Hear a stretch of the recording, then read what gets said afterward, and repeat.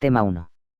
La Constitución Española de 1978, características generales y principios inspiradores, estructura. Título preliminar. 1. La Constitución Española de 1978 fue aprobada por las Cortes en sesiones plenarias del Congreso de los Diputados y del Senado celebradas el 31 de octubre de 1978. Ratificada por el pueblo español en referéndum el 6 de diciembre de 1978. Promulgada por Su Majestad el Rey ante las Cortes el 27 de diciembre de 1978. Publicada, en el BOE, entrando en vigor ese mismo día, a tenor de los dispuesto por disposición final el 29 de diciembre de 1978. Su articulado fue discutido y aprobado con el apoyo de los partidos políticos representados en el Parlamento mediante consenso, mayoría amplia, o acuerdo base de las fuerzas políticas sobre temas fundamentales de la misma. Acordado un texto común se somete a la aprobación de los respectivos plenos del Congreso y del Senado el 31 de octubre de 1978 resultando. Votación, sí. 226, Congreso. 325, Senado. Votación, no. 5, Congreso. 6, Senado. Abstenciones. 8, Congreso. 14, Senado. En el referéndum del pueblo el 06 de diciembre de 1978. Sí, 87,87%. No. 0,7,83%. En blanco, 0,3,55%. Nulos, 0,75%. Abstenciones, 32,89%. Notas comunes con otras constituciones. Dogmática. Derechos y deberes de ciudadanos. Orgánica. Organización, instituciones y poderes de Estado. Documento escrito, salvo excepciones como la inglesa. Se sitúa en la cúspide del ordenamiento jurídico. Contiene los sistemas para su reforma, ya que ninguna otra puede modificarla. Dos grandes partes. Primera dogmática, que establece los derechos y deberes de los ciudadanos, y otra orgánica, que se refiere a los poderes e instituciones del Estado, y a su organización. Características generales. Consensuada, al conseguir un acuerdo entre los partidos políticos. Se desarrolla bajo el principio de consolidar un Estado de Derecho. Refrendada, ratificada por el pueblo español mediante referéndum. Monárquica, ya que establece como forma política la monarquía parlamentaria. Autonomista, reconoce el derecho a la autonomía de las diferentes nacionalidades y regiones, bajo el principio de solidaridad. Liberal y social, reconociendo la libertad de empresa en el marco de una economía de mercado, derecho a la propiedad privada y a la herencia, que deben cumplir una función social. Principios inspiradores. Se exponen en el preámbulo. La nación española, deseando establecer la justicia, la libertad y la seguridad y promover el bien de cuantos la integran, en uso de su soberanía, proclama su voluntad de garantizar la convivencia democrática, un orden económico y social justo. Consolidar un Estado de Derecho. Proteger a todos los españoles y pueblos de España. Promover el progreso de la cultura, y de la economía. Establecer una sociedad democrática avanzada. Colaborar en el fortalecimiento de unas relaciones pacíficas y de eficaz cooperación entre todos los pueblos de la tierra. Dentro parte orgánica existen tres poderes. Poder legislativo, Congreso de los Diputados y Senado. Poder ejecutivo, Gobierno. Poder judicial, Justicia, jueces y magistrados. El articulado está dividido en 10 títulos más el título preliminar. Título primero. Derechos y deberes fundamentales. Artículo 10 a 55. Título segundo. La Corona. Artículo 56 a 65. Título tercero. Cortes Generales. Artículo 66 a 96. Título cuarto. Gobierno y la Administración _, artículo 97 a 107. Título quinto. Relaciones entre Gobierno y la Administración. Artículo 108 a 116. Título sexto. Poder Judicial. Artículo 117 a 127. Título séptimo. Economía y Hacienda. Artículo 128 a 136. Título octavo. Organización territorial del Estado. Artículo 137 a 158. Título noveno. Tribunal Constitucional. 159 a 165. Título décimo. Reforma Constitucional. Artículo 166 a 169. El título preliminar, artículos del 1 a 9. La reforma del título preliminar requiere de la aprobación por mayoría de 2/3 de ambas cámaras y posterior disolución de las Cortes, de la celebración de elecciones, de la ratificación de las nuevas Cortes Generales por mayoría de 2/3 y de la convocatoria de referéndum. Clases de Estado y valores superiores del ordenamiento jurídico. España se constituye en un Estado social y democrático de derecho, que propugna como valores superiores de su ordenamiento jurídico la libertad, la justicia, la igualdad y el pluralismo político. Titular de la soberanía nacional. La soberanía nacional reside en el pueblo español, del que emanan los poderes del Estado. Forma de Estado.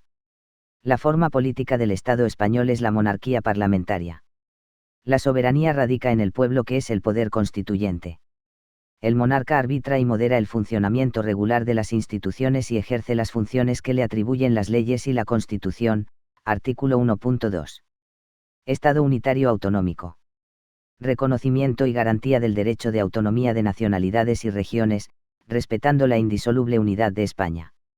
Artículo 2. Valor normativo de la Constitución y principio de legalidad.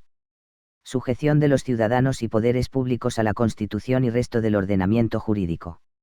Artículo 9.1. Libertad e igualdad. Para que sean reales y efectivas es tarea de los poderes públicos. Artículo 9.2. Garantía constitucional de principios generales. Principio de legalidad, la jerarquía normativa, la publicidad de las normas. Artículo 9.3. Lengua oficial del Estado. Castellano, lengua oficial de España. Demás lenguas también oficiales en sus comunidades autónomas. Y según estatutos. Artículo 3. Bandera de España. Formada por 3 franjas horizontales, roja, amarilla y roja. La amarilla central tiene doble anchura que cada una de las rojas. Cada comunidad tiene su propia bandera. La española debe ondear con preferencia sobre cualquier otra. Preferencia, colocación central, por ocupar la parte derecha o por su superior tamaño. Artículo 4.1.2. Capital del Estado, Villa de Madrid. Artículo 5. Partidos políticos, expresan pluralismo político y la manifestación popular. Su creación y el ejercicio de su actividad son libres dentro del respeto a la Constitución y demás leyes. Artículo 6. Sindicatos y asociaciones empresariales. Contribuyen a la defensa y promoción de los intereses del trabajador. Creación y ejercicio libres mientras respeten Constitución y demás leyes. Artículo 7. Fuerzas Armadas, garantizar la soberanía e independencia de España y defender su integridad territorial y ordenamiento constitucional, artículo 8.1. Tema 2. Derechos y deberes fundamentales de los españoles. Título primero. Artículo 10 a 55. La doctrina científica clasifica los derechos o libertades en 3 categorías. Derechos o libertades civiles, derecho a la vida, a la integridad física, a la propia imagen, la inviolabilidad del domicilio, el secreto de la correspondencia y otros medios de comunicación, teléfono, telegrama, etc., libertad de residencia y circulación en el territorio nacional, protección contra detenciones ilegales, etc. Derechos económicos o socioeconómicos, derecho al trabajo, a una remuneración digna, seguros sociales, libertad de elección de profesión, propiedad privada y herencia, libertad de contratación, derecho a la educación, derecho a fundar una familia, protección de los hijos, vivienda digna, etc. Derechos políticos, derecho de voto, derecho a ocupar cargos públicos, derecho de petición. También se incluyen los derechos de huelga, reunión, asociación, etc. Estos últimos derechos son incluidos por algunos tratados dentro de los llamados socioeconómicos. Artículo 10. Declaración General que se considera el fundamento del orden político y la paz social, afirmando que la dignidad de la persona, los derechos inviolables que le son inherentes, el libre desarrollo de la personalidad, el respeto a la ley y a los derechos de los demás son el fundamento del orden político y de la paz social. Las normas relativas a los derechos fundamentales y a las libertades que la Constitución reconoce se interpretarán de conformidad con la Declaración Universal de los Derechos Humanos y los tratados y acuerdos internacionales sobre las mismas materias ratificadas por España. Españoles y extranjeros, capítulo primero, artículos del 11 al 13. Declara que la nacionalidad española se adquiere, se conserva y se pierde según lo establecido en la ley y de la que no se podrá privar a ningún español de origen. Trata también de la posibilidad por parte del Estado de concertar tratados de doble nacionalidad con otros países y de los derechos de los extranjeros en España, entre los que destaca el derecho de asilo, la extradición y el derecho de sufragio en elecciones municipales, siempre que se establezca por tratado o ley. La mayoría de edad se fija en los 18 años, según el artículo 12. Derechos y libertades. El artículo 14, tiene un contenido especial, y un criterio interpretativo de todos los demás artículos. Igualdad ante la ley. Todos los españoles son iguales ante la ley y no puede haber discriminación alguna por razón de nacimiento, raza, sexo, religión, opinión ni por ninguna circunstancia personal o social. De los derechos fundamentales y de las libertades públicas. Artículos del 15 al 29. Van a ser objeto de una especial tutela por parte de la Constitución, ya que solo van a poder ser desarrollados, respetando su contenido esencial, mediante leyes orgánicas, requieren la mayoría absoluta del Congreso, y su vulneración va a ser protegida por el Tribunal Constitucional, con los determinados recursos de inconstitucionalidad, si es la ley de desarrollo la que los vulnera, o de amparo, si es cualquier poder público o cualquier otra persona. Así como un procedimiento preferente y sumario ante los tribunales de justicia. Artículo 15. Derecho a la vida. Aparece unido al derecho a la integridad física de la persona. Se prohíben la tortura, las penas o tratos inhumanos o degradantes y se suprime la pena de muerte. Artículo 16. Derecho a la libertad ideológica, religiosa y de culto de los individuos y de las comunidades. Nadie puede ser obligado a declarar su ideología, su religión o creencia. No habrá religión oficial del Estado, aunque éste cooperará con la Iglesia Católica y las demás confesiones y tendrá en cuenta las creencias religiosas de la sociedad española. Artículo 17. Derecho a la libertad y la seguridad. La protección del derecho a la libertad y una seguridad jurídica. Se regulan los casos de privación de libertad. La detención gubernativa durará como máximo 72 horas, pasadas las cuales el detenido será puesto en libertad o enviado al juez. Tiene derecho a ser informado inmediatamente y de modo comprensible de sus derechos y de las razones de su detención, presencia de su abogado. Se regula por ley orgánica. 6/1984 El procedimiento de habeas habeas para que los detenidos ilegalmente sean puestos inmediatamente a disposición judicial. Artículo 18.12.3, Derecho al honor, la intimidad y la propia imagen. Garantiza el derecho a la inviolabilidad del domicilio, secreto de comunicaciones, postales, telefónicas, telegráficas y de cualquier otro tipo, que solo podrán ser intervenidas por resolución judicial. Artículo 19. Derecho a la libertad de residencia y a la libre circulación en el territorio español y salida y entrada de España. Artículo 20. Derecho a la libre expresión y difusión de pensamiento, ideas y opiniones por palabra, por escrito o por cualquier medio, derecho a la creación y producción literaria, artística, científica y técnica, a la libertad de cátedra y derecho a comunicar o recibir libremente información. Los secuestros de publicaciones solo se harán tras resolución judicial. No habrán censura previa. 21. Derecho de reunión y manifestación. Por ley orgánica. La reunión pacífica y sin armas no necesita autorización previa. Si las reuniones se celebran en lugares de tránsito o es una manifestación, se comunicará previamente a la autoridad, que solo la podrá prohibir si hay peligro para personas o bienes y alteración del orden público. Artículo 22. Derecho de asociación. Las asociaciones se inscribirán en un registro a efectos de conocimiento y publicidad. Quedan prohibidas las asociaciones paramilitares, secretas o delictivas. Solo podrán ser disueltas por los jueces. Artículo 23. Derecho a participar en los asuntos públicos, directamente, siendo elegidos cargos representativos o accediendo a cargos públicos indirectamente, estableciendo el derecho de sufragio, o derecho a elegir representantes libremente en elecciones periódicas por sufragio universal. Artículo 24. Derecho al acceso efectivo a los tribunales y a garantías procesales, sin que en ningún caso pueda producirse indefensión. Esto lleva consigo los derechos a juez ordinario determinado por la ley, defensa y asistencia del letrado, a ser informado de la acusación, a un proceso público, con garantías y sin dilaciones, a utilizar todos los medios de prueba en su defensa, a no declarar contra sí mismo, a no declararse culpable y a la presunción de inocencia. La ley establecerá cuándo, por parentesco o secreto profesional, no se estará obligado a declarar sobre hechos presuntamente delictivos. Artículo 25.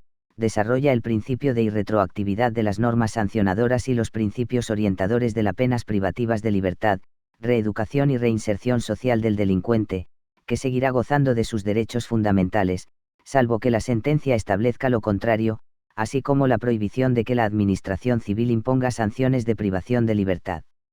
Artículo 26. Se prohíben los tribunales de honor en el ámbito de la Administración civil y de las organizaciones profesionales. Artículo 27. Derecho a la educación y a la libertad de enseñanza. Los poderes tienen derecho a dar a sus hijos la educación religiosa que esté de acuerdo con sus creencias. Se reconoce la libertad de centros docentes y la autonomía de las universidades. La enseñanza básica es obligatoria y gratuita. 28. Derecho a sindicarse libremente, que supone la libertad de creación de sindicatos, la de afiliación, nadie puede ser obligado a hacerlo, y el derecho de los sindicatos a formar confederaciones nacionales o afiliarse a las internacionales. La ley podrá limitar o exceptuar el ejercicio de este derecho a las Fuerzas Armadas e institutos armados, a los cuerpos sometidos a disciplina militar y las peculiaridades de la sindicación de funcionarios. Se reconoce el derecho a la huelga a los trabajadores para defensa de sus intereses. Artículo 29. Derecho de petición, individual o colectiva, para todos los españoles, por escrito. Los miembros de cuerpos sometidos a disciplina militar podrán ejercer este derecho solo de forma individual. De los derechos y deberes de los ciudadanos, sección segunda capítulo segundo. Artículos del 30 al 38. Su vulneración solo conlleva el recurso de inconstitucionalidad, pero ya no el de amparo o el procedimiento preferente y sumario ante los tribunales. Artículo 30. Derecho y deber de defender a España, establece la objeción de conciencia. Artículo 31. Deber de contribuir al sostenimiento del gasto público, según su capacidad económica, mediante un sistema tributario justo y establecido con arreglo a la ley. Artículo 32. Derecho a contraer matrimonio, con plena igualdad jurídica del hombre y la mujer. Por ley se establecerán las formas del matrimonio, los derechos y deberes de los cónyuges y las causas de separación y disolución. Artículo 33. Derecho a la propiedad privada y a la herencia, que deberán cumplir una función social. Nadie puede ser privado de sus bienes y derechos, salvo causa justificada de utilidad pública o interés general, de conformidad con las leyes y con la correspondiente indemnización. Artículo 34. Derecho de fundación para fines de interés general que, como el derecho de asociación, prohíben las que tuvieran fines delictivos. Artículo 35.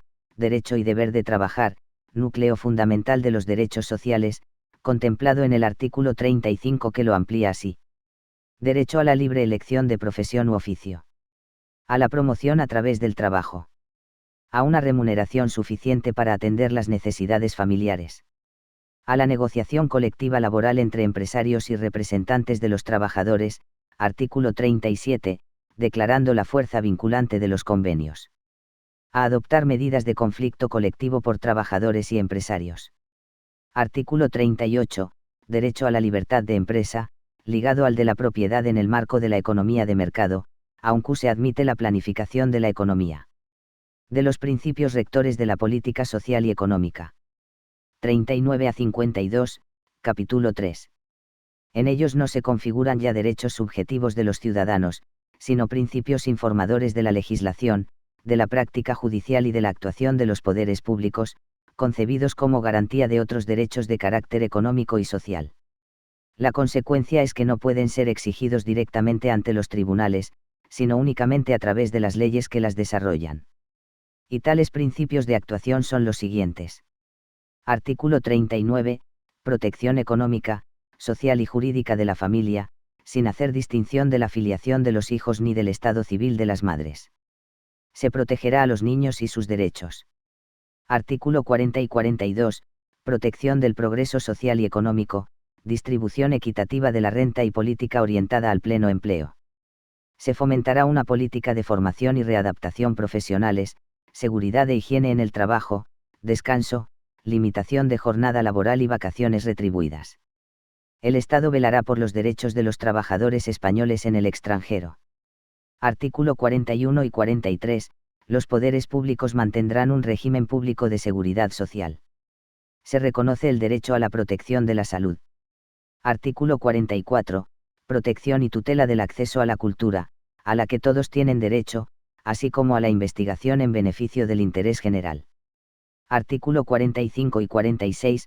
Protección del medio ambiente y del patrimonio artístico, histórico y cultural de los pueblos de España. Artículo 47. Protección del derecho a una vivienda digna. Los poderes públicos establecerán normas para hacer efectivo ese derecho, impidiendo la especulación del suelo. Artículo 48.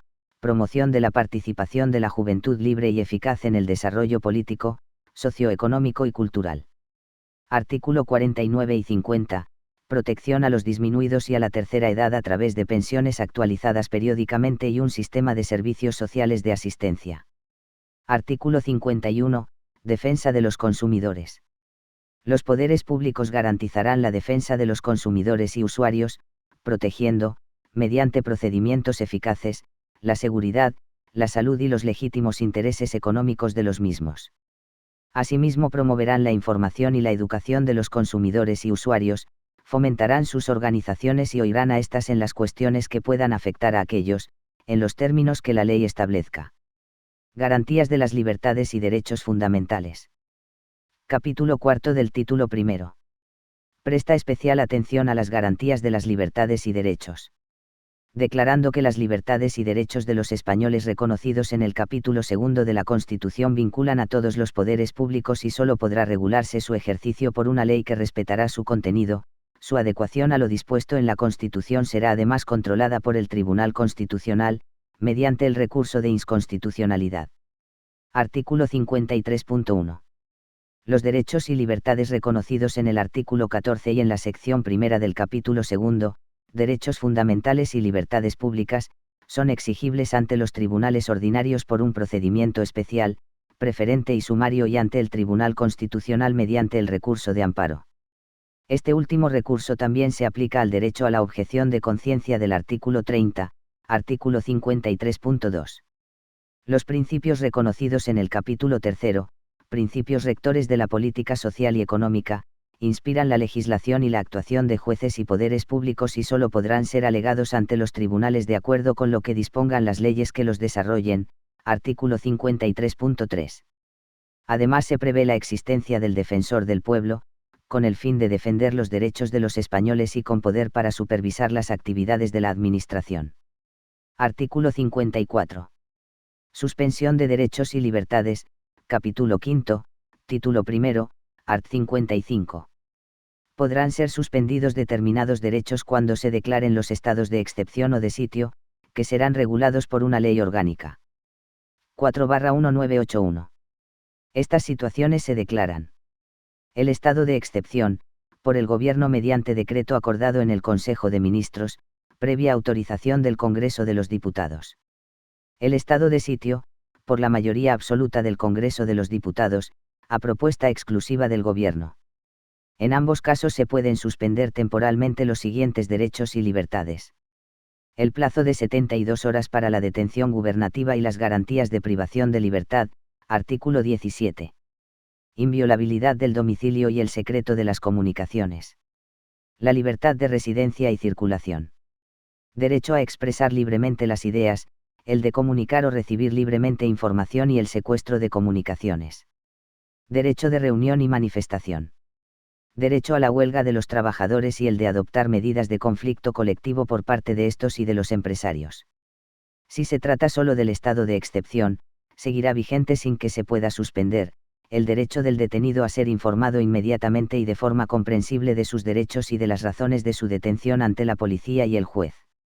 Se prevé también la posibilidad de que una ley orgánica fije los casos en que, de forma individual y con intervención del juez y control parlamentario, algunos derechos puedan ser suspendidos para personas determinadas, en relación con acciones de bandas armadas o terrorismo, 48 horas y de las 72 por resolución de un juez, pero como una garantía más de estos derechos frente a un posible abuso de la Administración, la Constitución señala que los abusos de las facultades que reconozca esa ley pueden producir responsabilidad penal, como violación de derechos y libertades reconocidos por las leyes.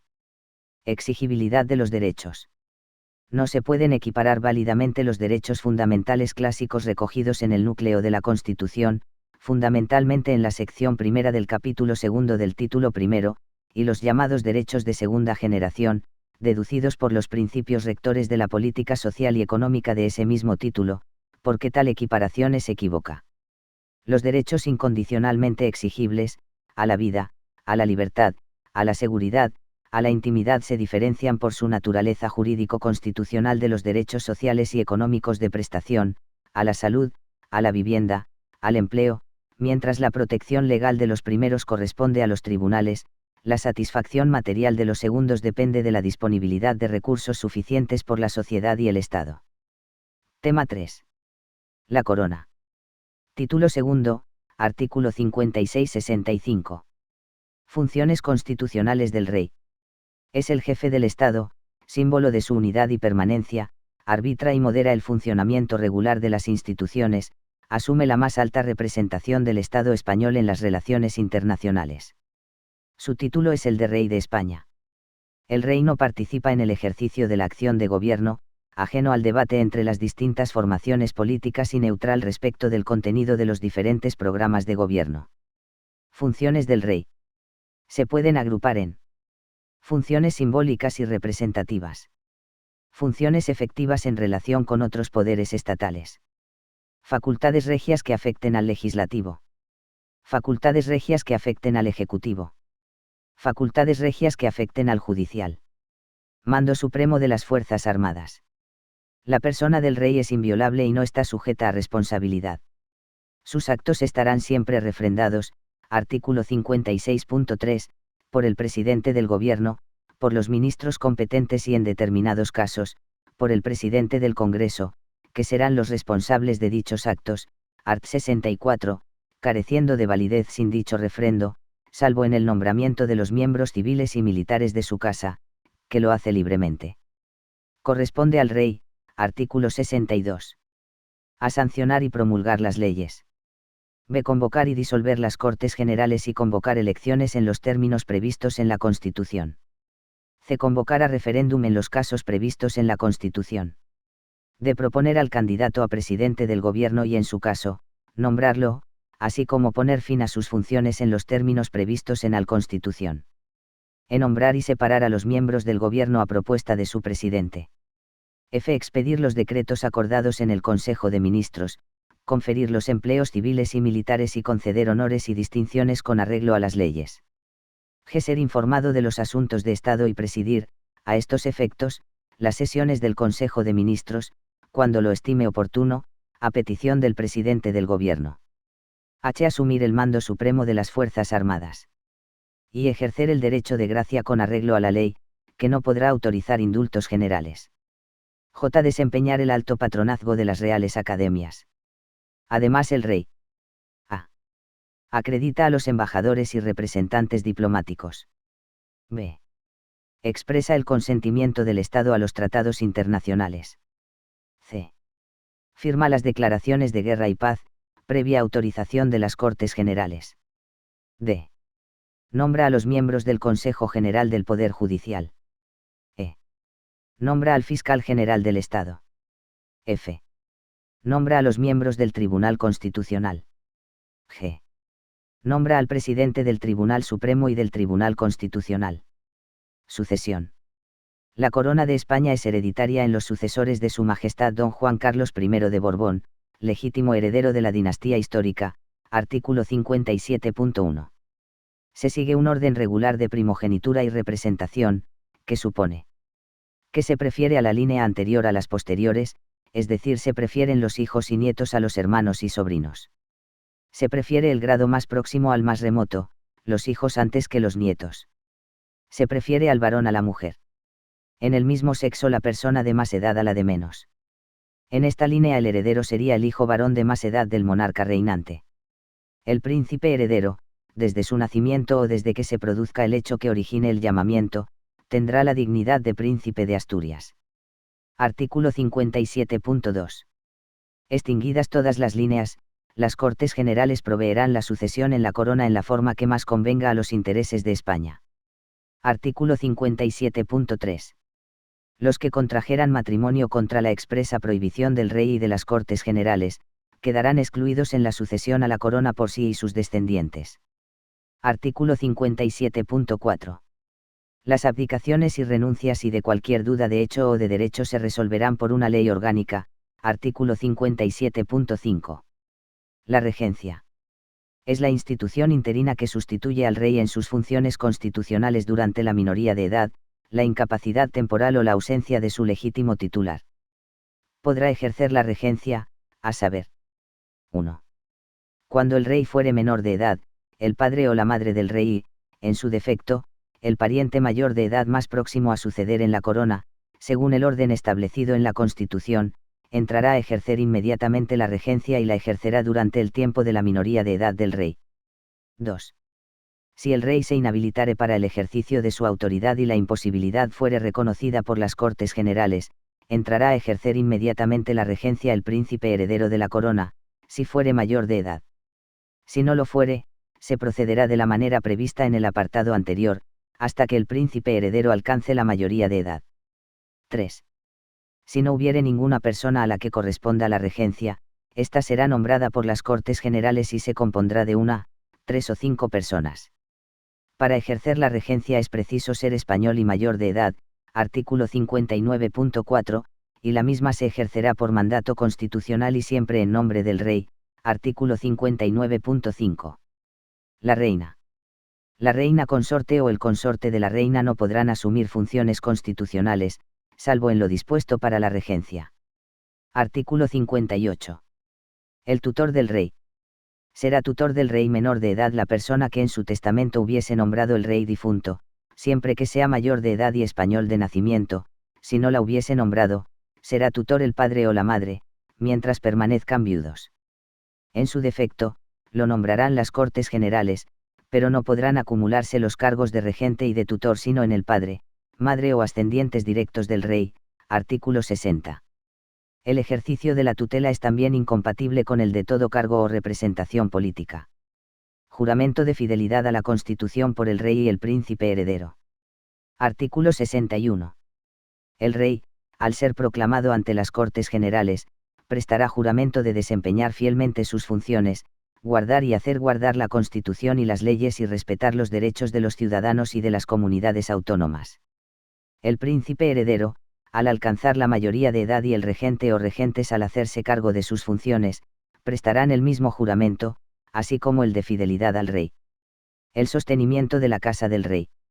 El rey recibe de los presupuestos del Estado una cantidad global para el sostenimiento de su familia y de la casa, y distribuye libremente la misma. Artículo 65. Tema 4. Las Cortes Generales. Título 3, artículos 66 a 96. Capítulo 1, de las Cámaras. Artículo 66-80. Capítulo 2, de la elaboración de las leyes, artículo 81-92. Capítulo 3, de los tratados internacionales, artículo 93-96. Las Cortes Generales representan al pueblo español y están formadas por dos cámaras, 66.1 el Congreso de los Diputados y el Senado. Nuestra estructura es bicameral, al Congreso se le llama Cámara Baja y al Senado Cámara Alta. Esto no supone una preeminencia jerárquica sino que entre otras razones este sistema bicameral representa. Primero, el equilibrio institucional, puesto que al Senado corresponde una segunda lectura y aprobación de los proyectos de ley. Segundo, la complementariedad de representación. El Congreso de los Diputados es la representación popular directa, mientras que el Senado es la representación territorial del Estado. Las Cortes Generales, Artículo 66.2. Ejercen la potestad legislativa. Aprueban los presupuestos del Estado. Controlan la acción del Gobierno. Tienen otras competencias que les reconoce la Constitución, toman juramento al Rey, autorizan previamente la declaración de guerra, aprueban la reforma de la Constitución, etc. La duración del mandato representativo de los parlamentarios, senadores y diputados, es de 4 años, salvo que se disuelvan antes las cámaras. Composición. Atribuciones y funcionamiento de las cámaras. El Congreso de los Diputados. Actualmente compuesto por 350 diputados, pero la Constitución permite hasta 400. Estos diputados son elegidos por sufragio universal, votan todos los mayores de edad, libre, igual, directo y secreto, en las 52 circunscripciones electorales en que está dividida España, las 50 provincias más Ceuta y Melilla. A cada provincia le corresponde un mínimo de 2 diputados, excepto Ceuta y Melilla que eligen uno, el resto de los escaños se asigna a cada provincia en función de su población, en el momento de las elecciones. La elección se realiza en cada circunscripción por representación proporcional, es decir, los escaños son repartidos proporcionalmente al número de votos que obtiene cada partido en las elecciones, y son electores todos los españoles en pleno uso de sus derechos políticos. Atribuciones o facultades del Congreso. A. Otorgar la investidura al candidato a presidente del Gobierno. B. Exigir al Gobierno la responsabilidad solidaria de su gestión pública. C. Votar la llamada cuestión de confianza cuando se la plantee el presidente del Gobierno, previa deliberación del Consejo de Ministros. Esta cuestión puede versar sobre el programa presidencial o sobre una declaración de política general. D. Plantear al Gobierno una moción de censura. E. Autorizar el estado de excepción y declarar el estado de sitio a propuesta del Gobierno. F. Autorizar la celebración de un referéndum a propuesta del Gobierno. El Senado. Cámara de Representación Territorial del Estado, provincias y comunidades autónomas y ciudades de Ceuta y Melilla, y se compone de 4 senadores elegidos por sufragio universal, libre, igual, directo y secreto, por los electores de cada provincia. Ceuta y Melilla solo les corresponde 2 y las provincias insulares Canarias 11 y Baleares 5. Los senadores se eligen por sistema mayoritario, es decir, son elegidos los candidatos que obtienen más votos. Habrá senadores designados por las comunidades autónomas, a través de sus asambleas legislativas o sus órganos colegiados máximos, a razón de 1 por cada comunidad, más otro por cada millón de habitantes del territorio autónomo. Prácticamente se le atribuye las mismas funciones legislativas que al Congreso de los Diputados. A través de la segunda lectura, reconsidera los textos aprobados en el Congreso de los Diputados. Sus funciones de control político son inferiores a las que tienen el Congreso, también puede interpelar al Gobierno, dirigir preguntas a sus miembros y nombrar comisiones de encuesta y de investigación. Normas generales comunes a ambas cámaras. No se puede ser senador y diputado al mismo tiempo, ni diputado y miembro de una asamblea de comunidad autónoma. Artículo 67. La propia Constitución establece las causas de ilegibilidad y de incompatibilidad de los parlamentarios con determinados cargos administrativos, políticos, militares, etc. Artículo 70. Los diputados y senadores son inviolables por las opiniones que manifiesten en el ejercicio de su cargo y gozan de inmunidad parlamentaria, no pueden ser detenidos, salvo en flagrante delito, ni inculpados, ni juzgados sin previa autorización de su Cámara, y en caso de que ésta lo conceda, el tribunal competente es la Sala Segunda de lo Penal del Tribunal Supremo, artículo 71. Las cámaras se autorreglamentan, es decir, establecen su propio reglamento de funcionamiento interno, aprueban sus presupuestos, incluidas las asignaciones de los parlamentarios, y eligen sus propias mesas, compuestas por el presidente, los vicepresidentes y los secretarios, artículo 72. Las cámaras celebran 2 periodos de sesiones ordinarias al año, de septiembre a diciembre, y de febrero a junio, aunque pueden celebrar sesiones extraordinarias. Artículo 73.1. Las 2 cámaras funcionan en pleno y por comisiones y tienen la facultad de nombrar comisiones especiales de investigación sobre temas de interés público. Los ciudadanos están obligados a comparecer ante estas comisiones cuando sean llamados a declarar y también tienen el derecho a dirigir peticiones individuales o colectivas por escrito a las Cortes. 75 a 77. Los diputados y senadores del mismo partido o partidos afines forman los grupos parlamentarios, que designan a los parlamentarios que deben intervenir en las comisiones y los plenos, para de este modo agilizar los debates legislativos. Durante los periodos en que no hay sesiones, o en las que el Parlamento está disuelto y mientras se celebran nuevas elecciones, funciona una diputación permanente en cada Cámara, que asume determinadas facultades de esta y vela por sus poderes. 78. Está compuesta cada una por al menos 21 miembros, con representación proporcional de los grupos parlamentarios. Las sesiones de ambas cámaras están abiertas al público, puede haber sesiones secretas. Para adoptar acuerdos válidos debe haber quórum, deben estar presentes la mayoría de sus miembros, Congreso que tiene 350 al menos 176. La función legislativa, elaboración de las leyes.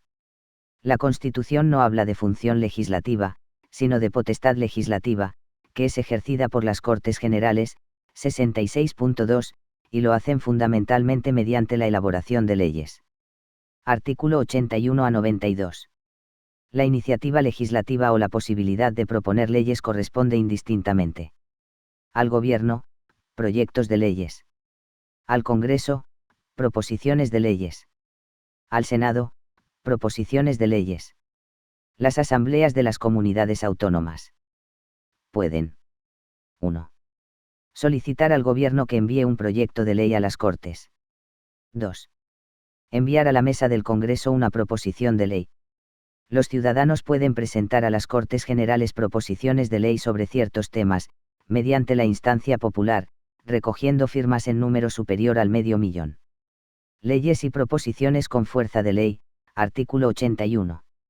Las leyes orgánicas exigen para su aprobación, modificación y derogación mayoría absoluta del Congreso, 176 diputados, y son las relativas al desarrollo de los derechos fundamentales y libertades públicas, las que aprueban los estatutos de autonomía, el régimen electoral general y las demás materias previstas en la Constitución. Las leyes ordinarias, por lo tanto, regularán las restantes materias y requerirán para su aprobación la mayoría simple de las cámaras. Las leyes, sean orgánicas u ordinarias, se comienzan a elaborar mediante los denominados proyectos o proposiciones de ley. Se llama proyecto de ley al enviado por el Gobierno a las Cortes, y proposición de ley cuando la iniciativa ha sido llevada a cabo por una de las cámaras, por una asamblea de comunidad autónoma o por iniciativa popular. Los proyectos de ley se debaten y aprueban primero en el Congreso y luego en el Senado. Las proposiciones se discuten y votan en primer lugar en la Cámara, para pasar posteriormente a la aprobación de la otra. Una vez que la ley ha sido aprobada por las dos cámaras, el Rey la sancionará y promulgará, ordenando su publicación en el BOE, artículo 91. Las decisiones políticas de especial trascendencia podrán ser sometidas a referéndum consultivo de los ciudadanos. 92. Las Cortes pueden delegar la potestad legislativa al Gobierno para que legisle sobre determinadas materias, mediante una ley que fije los límites de dicha delegación. Artículo 82. El producto normativo resultante de esta delegación se denomina decreto legislativo, y tiene fuerza de ley. En caso de urgente necesidad, el Gobierno puede legislar por decretos leyes que luego serán sometidos al Congreso para que los convalide o derogue. Artículo 86. Norma. Iniciativa. Proyecto de ley. El Gobierno. Proposición de ley. Una de las cámaras. Una comunidad autónoma. Iniciativa popular, más 500.000 personas. Decreto ley. El Gobierno, urgente necesidad. Tema 5. El Gobierno y la Administración. Título 4. Relaciones entre el Gobierno y las Cortes Generales. Título 5. El Poder Judicial. Título 6. El Gobierno. Artículo 97. Dirige la política interior y exterior, la administración civil y militar y la defensa del Estado. Ejerce la función ejecutiva, la potestad reglamentaria. Se compone de presidente del Gobierno, vicepresidentes del Gobierno, en su caso, los ministros. Los miembros del Gobierno se reúnen a su vez, en Consejo de Ministros y en comisiones delegadas del Gobierno. Del primero forman parte todos los miembros del Gobierno del artículo 98 y de las segundas los miembros del Gobierno más los secretarios de Estado que por Real Decreto se establezcan.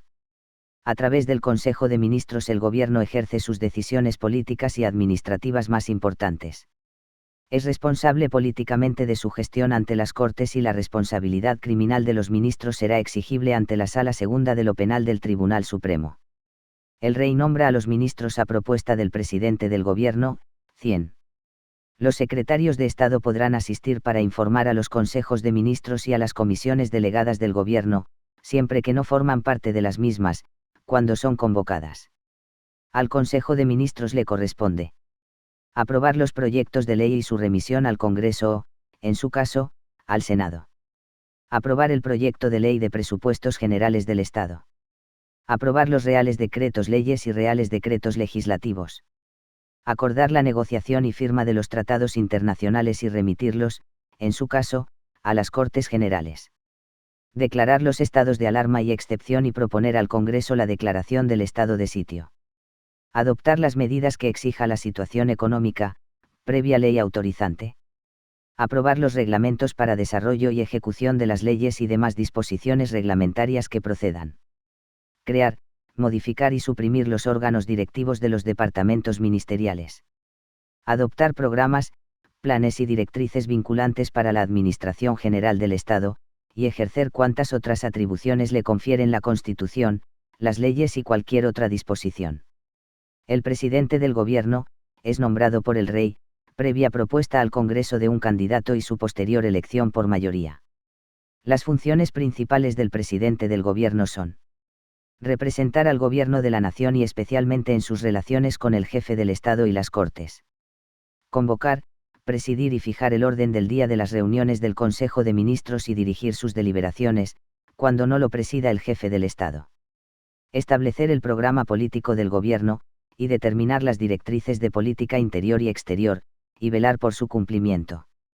Proponer al Rey, previa deliberación del Consejo de Ministros, la disolución del Congreso, del Senado, o de las Cortes, así como plantear al Congreso, previa deliberación del Consejo de Ministros, la cuestión de confianza.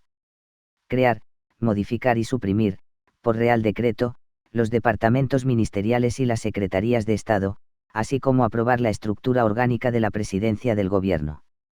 Proponer al Rey el nombramiento y separación de los vicepresidentes y ministros, y resolver los conflictos de atribuciones que surjan entre los ministerios. Refrendar, en su caso, los actos del Rey, y someterle, para su sanción, las leyes y demás normas con rango de ley. Proponer al Rey la convocatoria de referéndum consultivo, previa autorización del Congreso, e interponer recursos de inconstitucionalidad. Dirigir la política de defensa y ejercer respecto de las Fuerzas Armadas las funciones previstas en la legislación reguladora de la defensa nacional y de la organización militar. Los ministros, que son miembros del Gobierno, se encuentran al mismo tiempo al frente de cada una de las ramas en que se divide la Administración General del Estado, con funciones de especialización e integración de la gran variedad de órganos a que lleva el principio de la división del trabajo. Enlazan directamente al Gobierno con la Administración General del Estado. Nombrados por el Rey a propuesta del presidente del Gobierno, debiendo ser españoles mayores de edad y prestar, en el acto de toma de posesión, el juramento o promesa de cumplir fielmente las obligaciones de su cargo, con lealtad al Rey, acatamiento de la Constitución como norma fundamental del Estado, respeto a los derechos de las personas y estricta observación de las leyes, así como guardar secreto de las deliberaciones del Consejo de Ministros. Los ministros pueden ser titulares de un departamento, esto es, tener una cartera específica, o bien ser ministros sin cartera, es decir, sin estar al frente de ningún departamento o rama de la administración. Los ministros tienen la consideración de altos cargos y les corresponde desarrollar la acción del gobierno en el ámbito de su departamento. Ejercer la potestad reglamentaria en las materias propias de su departamento. Ejercer cuantas competencias le atribuyan las leyes. Refrendar, en su caso, los actos del Rey. Establecer los planes de actuación de la organización situada bajo su responsabilidad. Tienen capacidad de decisión sobre definición, ejecución, control y evaluación de políticas sectoriales de su competencia, funciones de carácter indelegable. Manejo de medios, funciones que pueden desconcentrarse o delegarse en otros órganos superiores o directivos. En la actualidad los ministerios son 15, Asuntos Exteriores, Justicia, Defensa, Economía, Hacienda, Interior, Fomento, Educación, Cultura y Deporte, Trabajo y Asuntos Sociales, Agricultura, Pesca y Alimentación, de la Presidencia, Administraciones Públicas, Sanidad y Consumo, Medio Ambiente, Ciencia y Tecnología. La organización interna de los ministerios es la siguiente. En los ministerios pueden existir secretarías de Estado, y excepcionalmente secretarías generales, para la gestión de un sector de la actividad administrativa. Los ministerios contarán en todo caso con una subsecretaría, y dependiendo de ella una secretaría general técnica. Las direcciones generales son los órganos de gestión de una o varias áreas funcionalmente homogéneas. Las direcciones generales se organizan en subdirecciones generales. La Administración. Artículo 103. Administración pública, como figura separada del Gobierno, sirve con objetividad los intereses generales y actúa de acuerdo con los principios de eficacia, jerarquía, descentralización, desconcentración y coordinación con sometimiento a la ley y el derecho. La administración pública puede definirse como el conjunto de órganos que se encargan de realizar la función pública administrativa del Estado. La norma básica que regula la actividad de la administración pública es la Ley 30/1992, de 26 de noviembre, de régimen jurídico de las administraciones públicas y del procedimiento administrativo común, que distingue las siguientes administraciones. La Administración General del Estado, regulada por la LOFAGE. Las administraciones de las comunidades autónomas, reguladas por sus normas autonómicas. Las entidades que integran la administración local, provincias y municipios, reguladas, básicamente por la Ley 7/1985, de 2 de abril. La administración institucional, organismos autónomos y algunas empresas públicas. Tanto el Gobierno como la Administración General del Estado disponen de un supremo órgano consultivo, que es el Consejo de Estado, artículo 107. Al Consejo de Estado en el ejercicio de la función consultiva velará por la observancia de la Constitución y del resto del ordenamiento jurídico. La consulta al Consejo será preceptiva, u obligatoria, cuando en esta ley o en otras así se establezca, y facultativa, o voluntaria, de los demás casos. Los dictámenes del Consejo no serán vinculantes, salvo que la ley disponga lo contrario. El Consejo de Estado actúa en pleno o en comisión permanente. Integran el Pleno. El presidente del Consejo de Estado. Los consejeros permanentes. Los consejeros natos. Los consejeros electos. El secretario general. Componen la comisión permanente. El presidente. Los consejeros permanentes. El secretario general. El presidente del Consejo de Estado es nombrado libremente por Real Decreto acordado en Consejo de Ministros entre juristas de reconocido prestigio y experiencia en asuntos de Estado. Los consejeros permanentes, en número igual al de las secciones del Congreso, son nombrados por Real Decreto, sin límite de tiempo.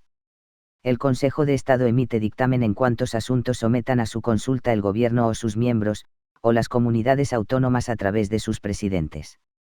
Relaciones entre el Gobierno y las Cortes Generales, título V, artículo 108-106. Conviene tener presente las facultades y poderes del Parlamento ya enumeradas, que podrían resumirse en el poder de delimitación estableciendo el marco en el que debe actuar el Gobierno mediante la aprobación de las leyes y presupuestos. El poder de control del Gobierno, mediante interpelaciones, preguntas, comisiones de investigación y la moción de censura que, regulada en el artículo 113 puede conducir a la dimisión del propio Gobierno. La moción de censura deberá de ser propuesta por la 10ª parte de los diputados, al menos e incluir un candidato a la presidencia del Gobierno. No podrá ser votada hasta que transcurran 5 días de su presentación y en los 2 primeros días podrán presentarse mociones alternativas. Deberá ser adoptada por la mayoría absoluta del Congreso. El poder de reivindicación y de oposición, haciendo que el Parlamento sea centro de debate permanente entre el Gobierno y los ciudadanos, entre la oposición y la mayoría. El Gobierno puede plantear a través de su presidente, y previa deliberación del Consejo de Ministros, una cuestión de confianza al Congreso que se entenderá otorgada con la mayoría simple de los diputados, a tenor de lo dispuesto en el artículo 115 puede disolver el Congreso, el Senado o las Cortes Generales con estas particularidades. 1. El P del Gobierno, previa deliberación del Consejo de Ministros, y bajo su exclusiva responsabilidad, podrá proponer la disolución del Congreso, del Senado o de las Cortes Generales, que será decretada por el Rey. El decreto de disolución fijará la fecha de las elecciones. 2. La propuesta de disolución no podrá presentarse cuando esté en trámite una moción de censura. 3. No procederá nueva disolución antes de que transcurra un año desde la anterior, salvo lo dispuesto en el artículo 99, apartado 5 que dice así: si transcurrido el plazo de 2 meses a partir de la primera votación de investidura ningún candidato hubiere obtenido la confianza del Congreso, el Rey disolverá ambas cámaras y convocará nuevas elecciones con el refrendo del presidente del Congreso. Los estados de alarma, excepción y sitio. En situaciones excepcionales, algunos derechos y libertades pueden ser suspendidos temporalmente. Artículo 116.1. Una ley orgánica regulará los estados de alarma, excepción y sitio, y las competencias y limitaciones correspondientes. Ley Orgánica 4/1981 de 1 de junio, todos ellos cuando las circunstancias o situaciones extraordinarias, graves, hiciesen imposible el mantenimiento de la normalidad mediante los poderes ordinarios de las autoridades competentes. De los 3 supuestos excepcionales que alude la Constitución, solo el de excepción y sitio permiten la suspensión de algunos derechos constitucionales, a saber: 1. La duración máxima de la prisión preventiva. 2. El secreto de las comunicaciones. 3. La inviolabilidad del domicilio. 4. La libertad de residencia y libre traslado dentro del territorio nacional. 5. La libertad de imprenta y prensa. 6. La prohibición de secuestro previo de publicaciones. 7. El derecho de reunión. 8. El derecho de huelga o conflicto colectivo de trabajo. La suspensión de los derechos y libertades debe ser realizada con los requisitos y controles que de acuerdo con su excepcionalidad fija la Constitución. La declaración de los estados de alarma, de excepción y de sitio no modificarán el principio de responsabilidad del Gobierno y de sus agentes, reconocidos en la Constitución y en las leyes. No podrá procederse a la disolución del Congreso mientras estén declarados algunos de estos estados, quedando automáticamente las cámaras convocadas si no estuvieren en periodo de sesiones. Su funcionamiento, así como el de los demás poderes constitucionales del Estado, no podrán interrumpirse durante la vigencia de estos estados. Disuelto el Congreso o expirado su mandato, si se produjere alguna de las situaciones que dan lugar a cualquiera de dichos estados, las competencias del Congreso serán asumidas por su Diputación Permanente. El estado de alarma será declarado por el Gobierno mediante decreto acordado en Consejo de Ministros por un plazo máximo de 15 días, dando cuenta al Congreso de los Diputados, reunido inmediatamente al efecto, y sin cuya autorización no podrá ser prorrogado dicho plazo.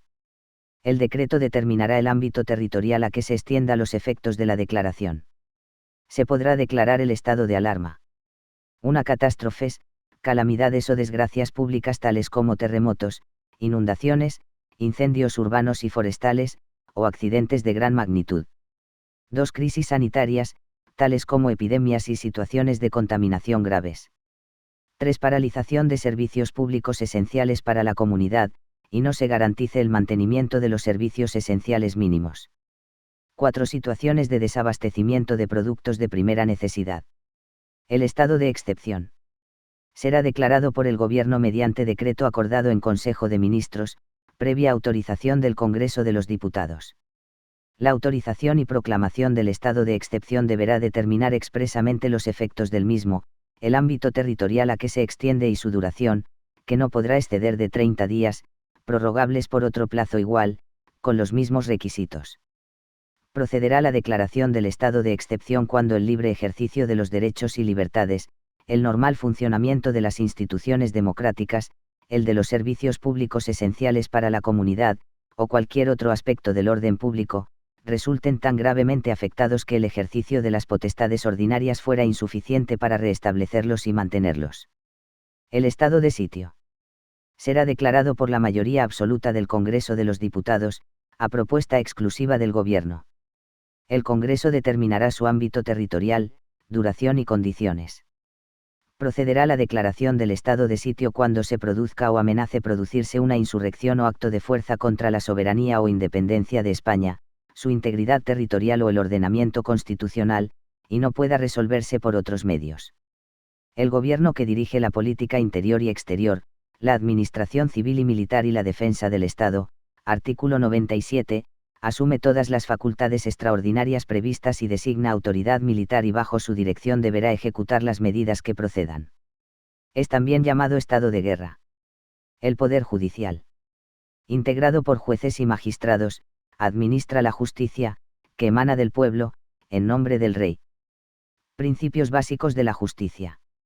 Principio de la unidad jurisdiccional, una misma justicia y los mismos tribunales para todos, es la base de la organización y funcionamiento de los tribunales, salvo la jurisdicción militar en el ámbito estrictamente castrense. Se prohíben los tribunales de excepción. Artículo 117. Las decisiones y sentencias de jueces y tribunales están obligadas a cumplirse y todos deben colaborar cuando sean requeridos en los procesos y en la ejecución de lo resuelto en ellos. Artículo 118. La justicia será gratuita para los que no tengan recursos económicos. Artículo 119. Los errores judiciales o el anormal funcionamiento de la justicia que causen daños darán derecho a indemnización a los perjudicados. Artículo 121. Los jueces y magistrados son independientes, inamovibles, responsables, sometidos al imperio de la ley. El Consejo General del Poder Judicial es el órgano de gobierno de los jueces y magistrados. Estará integrado por el presidente del Tribunal Supremo, que lo presidirá, y por 20 miembros nombrados por el Rey por un periodo de 5 años. De estos, 12 entre jueces y magistrados de todas las categorías judiciales, en los términos que establezca la LO, 4 a propuesta del Congreso, 4 a propuesta del Senado, elegidos en ambos casos por mayoría de 3/5 de sus miembros, entre abogados y otros juristas, todos ellos de reconocida competencia y con más de 15 años de ejercicio en su profesión, 122.3. La Ley Orgánica 6/85 de 1 de julio, del Poder Judicial, establece sus estatuto y el régimen de incompatibilidades de sus miembros y sus funciones, en particular en materia de nombramientos, ascensos, inspección y régimen disciplinario. El Tribunal Supremo, jurisdicción sobre todo el territorio español, es el órgano jurisdiccional superior en todos los órdenes, salvo en lo referente al Tribunal Constitucional, artículo 123. El presidente del Tribunal Supremo es nombrado por el Rey, a propuesta del Consejo General del Poder Judicial, artículo 123.2. El Ministerio Fiscal es un órgano auxiliar del Poder Judicial, pero no forma parte de él, tiene como misiones: 1. Promover la defensa de la legalidad. 2. Promover la defensa de los derechos ciudadanos y del interés público. 3. Velar por la independencia de los tribunales y hacer que éstos satisfagan el interés general, artículo 124. El fiscal general del Estado es nombrado por el Rey, a propuesta del Gobierno, oído el Consejo General del Poder Judicial, artículo 124.4. El Poder Judicial, al igual que todos los poderes públicos, está obligado a respetar los derechos y libertades reconocidos en la Constitución a los ciudadanos. Artículo 53. El jurado. Los ciudadanos podrán ejercer la acción popular y participar en la administración de justicia mediante la institución del jurado, en la forma y con respecto a aquellos procesos penales que la ley determine.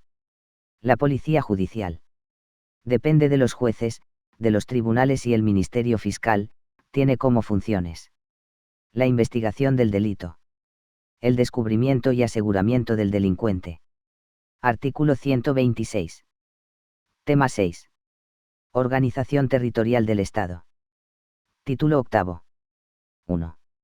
La organización territorial del Estado en la Constitución. A capítulo primero, Principios generales, artículo 137-139. B. Capítulo segundo, de la Administración local. Artículo 140-142. C. Capítulo tercero, de las Comunidades Autónomas, artículo 143-158. El Estado puede definirse como agrupación humana fijada en un territorio determinado y dotada de un poder soberano. Son 3 los elementos constitutivos del mismo: población o agrupación humana, nación. Territorio, delimitado exactamente. Poder, soberano. En el artículo 2 de la Constitución se consagran 3 principios del Estado. Principio autonómico de la distribución territorial. Principio de solidaridad o del equilibrio territorial. Principio de la unidad o de igualdad de trato. El principio de la distribución territorial. Artículo 137.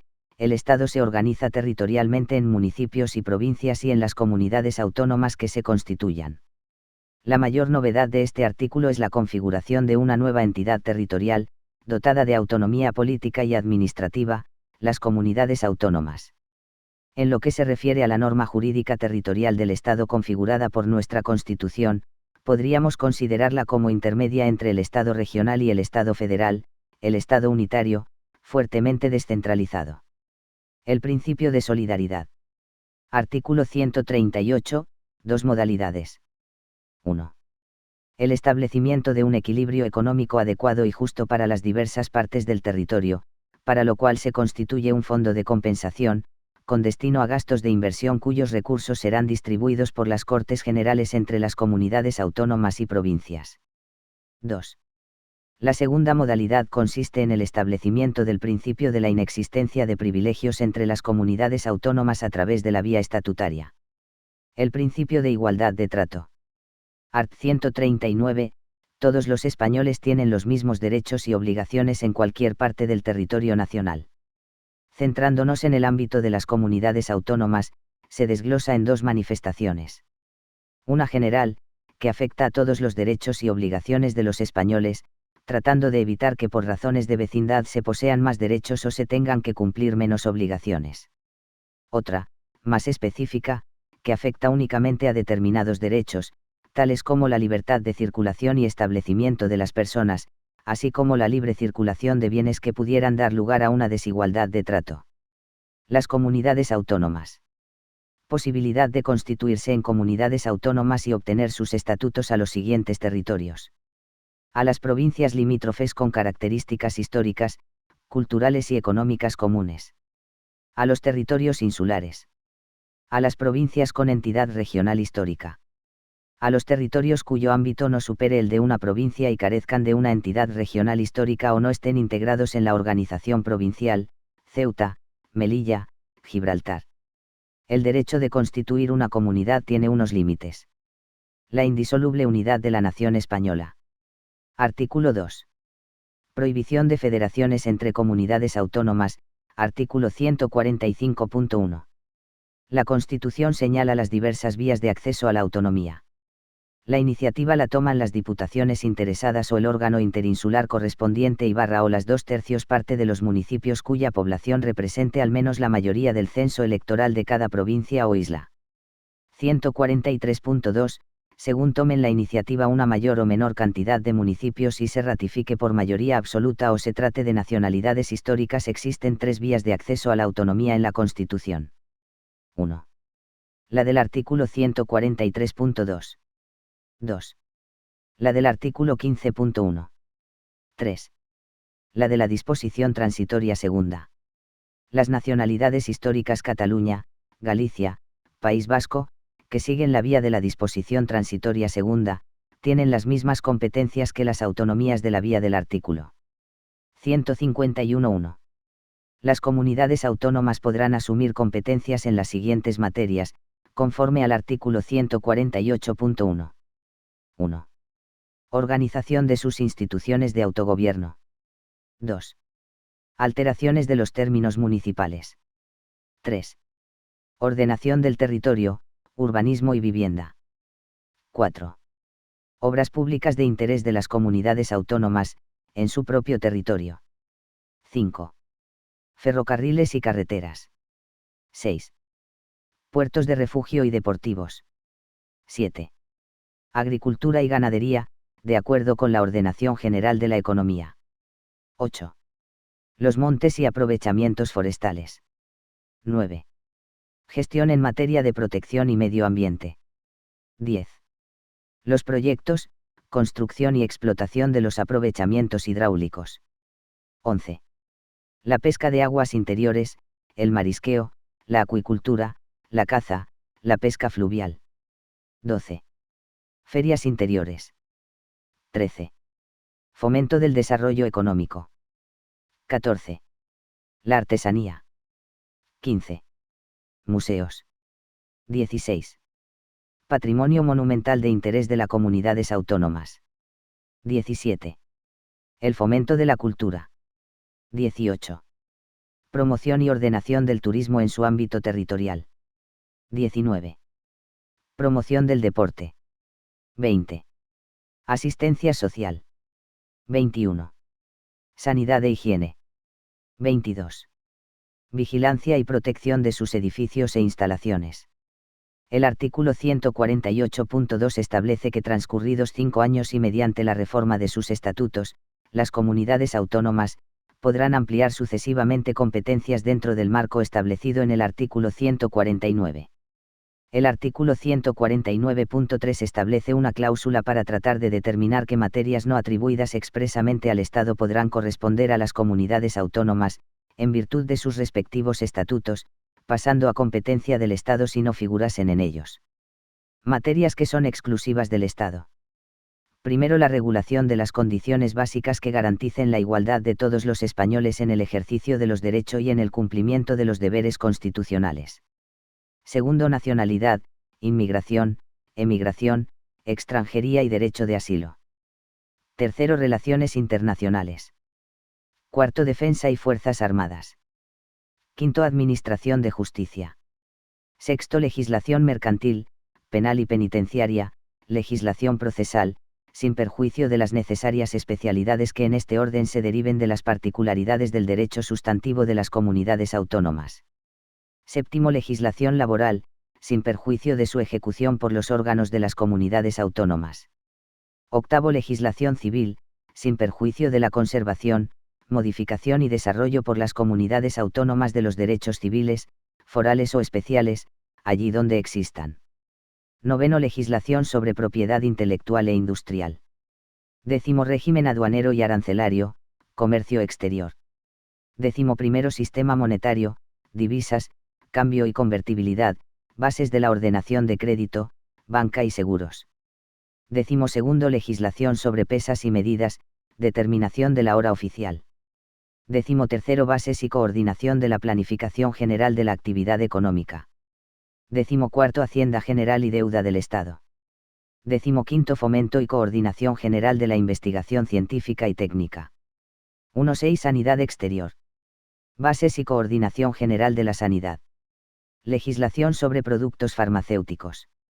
Décimo séptimo, legislación básica y régimen económico de la seguridad social, sin perjuicio de la ejecución de sus servicios por las comunidades autónomas.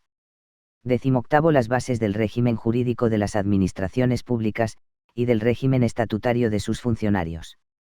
Décimo noveno, pesca marítima. Vigésimo, marina mercante y abanderamiento de buques, iluminación de costas y señales marítimas, puertos de interés general, aeropuertos de interés general, control del espacio aéreo, tránsito y transporte aéreo, servicio meteorológico y matriculación de aeronaves. Vigésimo primero, ferrocarriles y transportes terrestres que transcurran por el territorio de más de una comunidad autónoma, régimen general de comunicaciones, tráfico de circulación de vehículos a motor, correos y telecomunicaciones, cables aéreos, submarinos y radiocomunicación. Vigésimo segundo, la legislación, ordenación y concesión de recursos y aprovechamientos hidráulicos cuando las aguas discurran por más de una comunidad autónoma, y la autorización de las instalaciones eléctricas cuando su aprovechamiento afecte a otra comunidad o el transporte de energía salga de su ámbito territorial. Vigésimo tercero, legislación básica sobre protección del medio ambiente, sin perjuicio de las facultades de las comunidades autónomas de establecer normas adicionales de protección. La legislación básica sobre montes, aprovechamientos forestales y vías pecuarias. Vigésimo cuarto, obras públicas de interés general o cuya realización afecte a más de una comunidad autónoma. Vigésimo quinto, bases del régimen minero y energético. Vigésimo sexto, régimen de producción, comercio, tenencia y uso de armas y explosivos. Vigésimo séptimo, normas básicas del régimen de prensa, radio y televisión y, en general, de todos los medios de comunicación social, sin perjuicio de las facultades que en su desarrollo y ejecución correspondan a las comunidades autónomas. 28º Defensa del patrimonio cultural, artístico y monumental español contra la exportación y la expoliación, museos, bibliotecas y archivos de titularidad estatal, sin perjuicio de su gestión por parte de las comunidades autónomas. 29º Seguridad pública, sin perjuicio de la posibilidad de creación de policías por las comunidades autónomas en la forma que se establezca en los respectivos estatutos en el marco de lo que disponga una ley orgánica. 30º Regulación de las condiciones de obtención, expedición y homologación de títulos académicos y profesionales y normas básicas para el desarrollo del artículo 27 de la Constitución, a fin de garantizar el cumplimiento de las obligaciones de los poderes públicos en esta materia. 31º Estadística para fines estatales. 32º Autorización para la convocatoria de consultas populares por vía de referéndum. El Estado tiene competencias que no son transferibles como son, defensa y fuerzas armadas, relaciones internacionales, aduanas y aranceles, etc. En el artículo 150 de la Constitución instaura 3 procedimientos normativos para llevar a cabo la asunción y transferencia de competencias entre el Estado y las comunidades autónomas. Son: a. Leyes marco. Es una ley estatal en virtud de la cual las competencias que la Constitución ha declarado como exclusivas del Estado pueden ser cedidas a las comunidades autónomas, siendo de esta forma compartidas. B. Las leyes de transferencia, también llamadas de delegación, se emplean para el traspaso de competencias administrativas. C. Las leyes de armonización. Son el contrapunto de las leyes marco, mediante ellas el Estado, por razones de interés general, puede regular materias que sean competencia de las comunidades autónomas. Los estatutos de autonomía. Dentro del ordenamiento jurídico de cada comunidad autónoma, el Estatuto de Autonomía es la norma institucional básica de la comunidad. Dentro del ordenamiento jurídico general estatal, es una ley orgánica jerárquicamente subordinada solo a la Constitución y que solo se puede modificar por otra ley orgánica especial aprobada por el propio procedimiento seguido para su aprobación. Los estatutos de autonomía deberán contener, artículo 147.2. A. Denominación de la comunidad. B. Delimitación de su territorio. C. Denominación, organización y sede de las instituciones propias. D. Competencias asumidas dentro del marco establecido en la Constitución y las bases para el traspaso de los servicios correspondientes a las mismas. El mapa autonómico español queda configurado de la siguiente manera: País Vasco, Álava, Guipúzcoa y Vizcaya. Cataluña, Lérida, Tarragona, Gerona y Barcelona. Galicia, La Coruña, Lugo, Orense y Pontevedra. Andalucía, Almería, Granada, Málaga, Jaén, Córdoba, Sevilla, Cádiz y Huelva. Asturias, Oviedo. Cantabria, Santander. La Rioja, Logroño. Murcia, Murcia. Comunidad Valenciana, Valencia, Castellón y Alicante. Aragón, Zaragoza, Huesca y Teruel. Castilla-La Mancha, Albacete, Toledo, Ciudad Real, Cuenca y Guadalajara. Canarias, Las Palmas y Santa Cruz de Tenerife. Navarra, Navarra. Extremadura, Cáceres y Badajoz. Islas Baleares, Baleares, formada por todas las islas del archipiélago. Madrid, Madrid.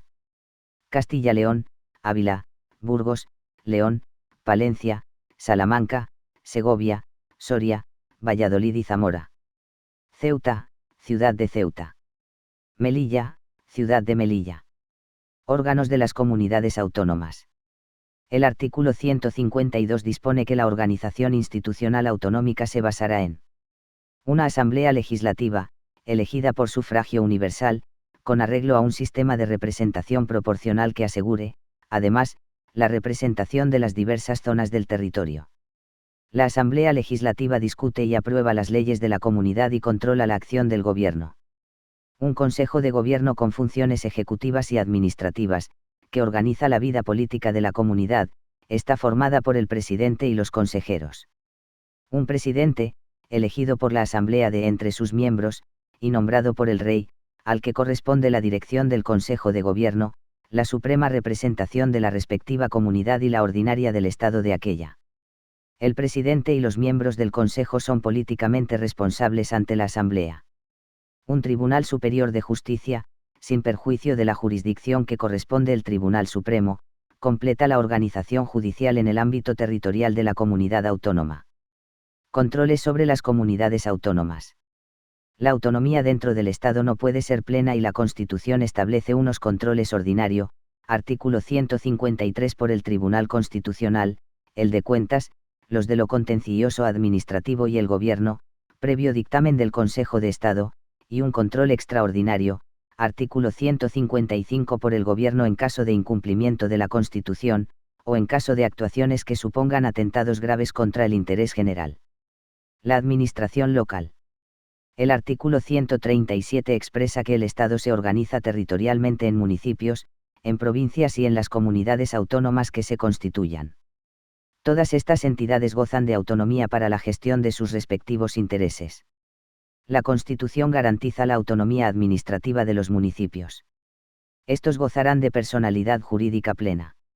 Su gobierno y administración corresponde a sus respectivos ayuntamientos, integrados por los alcaldes y los concejales. Los concejales serán elegidos por los vecinos del municipio mediante sufragio universal, igual, libre, directo y secreto, en la forma establecida por la ley. Los alcaldes serán elegidos por los concejales o por los vecinos. Las entidades locales se rigen en primer término, por la Ley Reguladora de las Bases del Régimen Local, Ley 7/1985, de 2 de abril y Real Decreto Legislativo 781/1986, de 18 de abril, por el que se aprueba el texto refundido de las disposiciones legales en materia de régimen local. El ayuntamiento es el órgano de gobierno y administración del municipio, con carácter de corporación de derecho público. Son órganos necesarios del ayuntamiento: el alcalde, los tenientes de alcalde, el pleno, la comisión de gobierno, y órganos de consulta y control, en los municipios con población de derecho superior a los 5.000 habitantes y, en los de menos, cuando así lo disponga su reglamento orgánico o así lo acuerde el pleno de su ayuntamiento. El alcalde es el presidente de la corporación y ostenta, en todo caso, como más importantes las siguientes atribuciones. A. Dirigir el gobierno y la administración municipales. B. Representar al ayuntamiento. C. Convocar y presidir las sesiones del Pleno, de la Comisión de Gobierno y de cualesquiera otros órganos municipales y decidir los empates con voto de calidad. D. Dirigir, inspeccionar e impulsar los servicios y obras municipales. E. Dictar bandos. F. Desempeñar la jefatura superior del personal y, en concreto, de la Policía Municipal. G. Nombrar a los tenientes de alcalde, como órganos de suplencia y auxilio. La elección del alcalde, que según el artículo 138 de la Constitución se llevará a cabo por los concejales o por los vecinos, sigue las siguientes reglas. Pueden ser candidatos todos los concejales que encabecen sus correspondientes listas. Si alguno de ellos obtiene la mayoría absoluta de los votos de los concejales es proclamado electo. Si ninguno de ellos obtiene dicha mayoría es proclamado alcalde el concejal que encabece la lista que haya obtenido mayor número de votos populares en el correspondiente municipio. En caso de empate se resolverá por sorteo. Antes de comenzar el ejercicio de sus funciones, el alcalde deberá jurar o prometer el cargo ante el ayuntamiento en pleno. Ahora bien, como novedad legislativa, está la posibilidad de la moción de censura que pueden adoptar la mayoría absoluta del número legal de concejales. Esta moción habrá de ser propuesta al menos por la mayoría absoluta de los concejales, incluyendo el nombre del candidato propuesto para alcalde, el cual quedará proclamado como tal en el caso de prosperar la moción. Ningún concejal puede suscribir durante su mandato más de una moción de censura. El Pleno, integrado por todos los concejales, es presidido por el alcalde y tiene las atribuciones reguladas por la ley. Puede reunirse en régimen de sesiones ordinarias de periodicidad preestablecida y extraordinarias, que pueden ser, además, urgentes.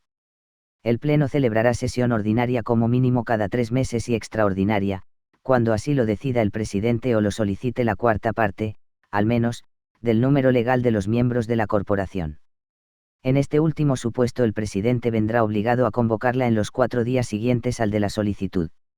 La convocatoria del Pleno, ordinario y extraordinario, habrá de efectuarse, al menos, con 2 días de anticipación salvo en supuestos de urgencia debidamente motivada. El Pleno se constituye válidamente con la asistencia de 1/3 del número legal de sus miembros, que nunca será inferior a 3. Este quórum deberá mantenerse durante toda la sesión. En todo caso, se requiere la asistencia del presidente y del secretario de la corporación o de quienes legalmente le sustituyan. Los acuerdos de las corporaciones se adoptan, como regla general, por mayoría simple de los miembros presentes. Existe mayoría simple cuando los votos afirmativos son más que los negativos. Los asuntos de mayor trascendencia jurídica y económica expresamente previstos requieren el voto favorable de las 2/3 partes del número de hecho y, en todo caso, de la mayoría absoluta del número legal de miembros de la corporación. La Comisión de Gobierno es un órgano de carácter necesario en aquellos municipios de más de 5.000 habitantes y en los de menos, cuando así lo acuerde el Pleno de su ayuntamiento. La integral el alcalde y un número de concejales no superior al tercio del número legal de los mismos, nombrados y separados libremente por aquel, dando cuenta al Pleno. Elementos del municipio. El territorio. La población.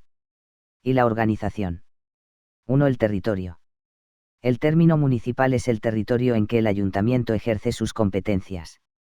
La creación o supresión de municipios, así como la alteración de términos municipales, se regulará por la legislación de las comunidades autónomas sobre régimen local. Requerirán en todo caso audiencia de los municipios interesados y dictamen del Consejo de Estado o del órgano consultivo superior de los consejos de gobierno de las comunidades autónomas, si existiere. Simultáneamente a la petición de este dictamen se dará conocimiento a la Administración del Estado. 2. La población. El padrón municipal es el registro administrativo donde constan los residentes y transeúntes de un municipio. Sus datos constituyen prueba de la residencia en el municipio y del domicilio habitual en el mismo. Las certificaciones que de dichos datos se expidan tendrán carácter de documento público y fehaciente para todos los efectos administrativos. Los datos del padrón municipal se cederán a otras administraciones públicas que la soliciten sin consentimiento previo del afectado solamente cuando les sean necesarios para el ejercicio de sus respectivas competencias, y exclusivamente para asuntos en los que la residencia o el domicilio sean datos relevantes. También pueden servir para elaborar estadísticas oficiales sometidas al secreto estadístico, en los términos previstos en la Ley 12/1989, de 9 de mayo, de la Función Estadística Pública.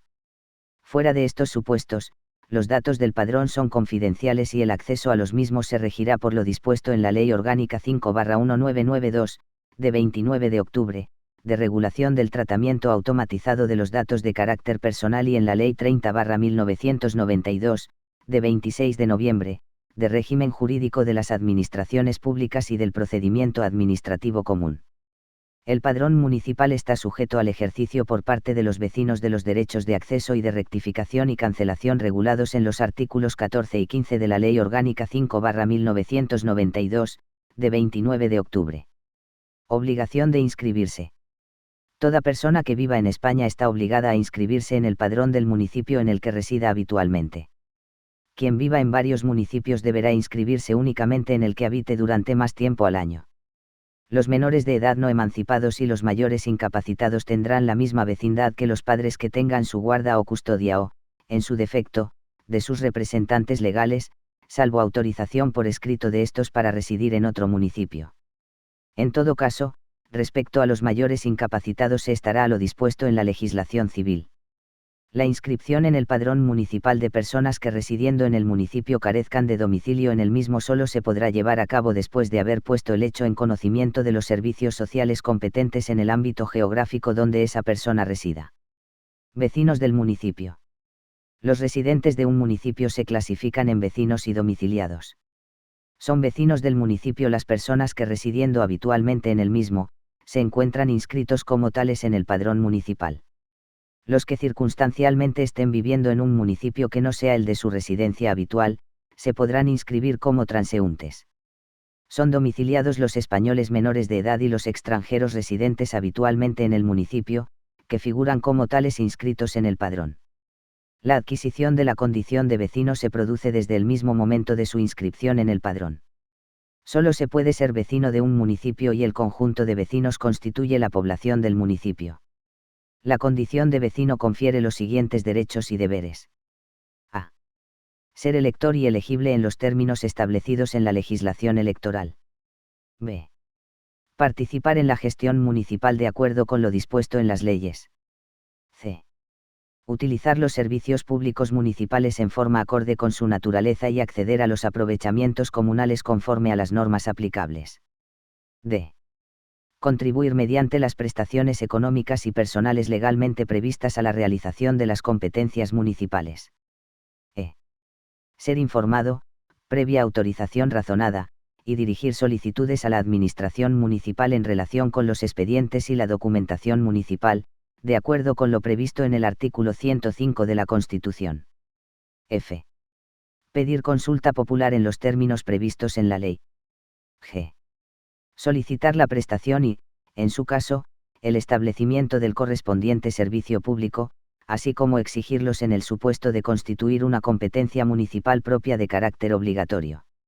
H. Aquellos otros derechos y libertades establecidos en las leyes. Variaciones en el padrón.